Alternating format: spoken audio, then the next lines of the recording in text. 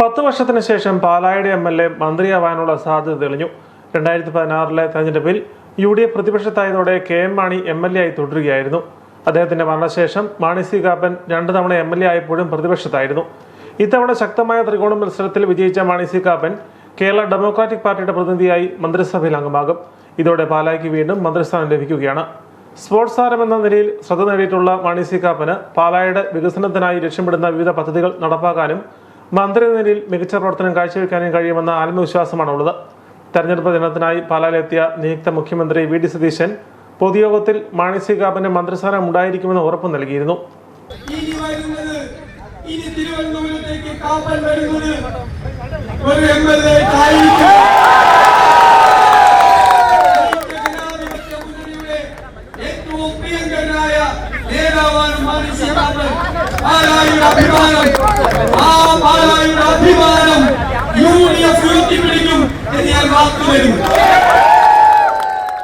തിങ്കളാഴ്ച മുഖ്യമന്ത്രിക്കൊപ്പം മാണി സി കാപ്പനും മന്ത്രിയായി സത്യപ്രതിജ്ഞ ചെയ്യുന്നതും കാത്തിരിക്കുകയാണ് പാലക്കാട്.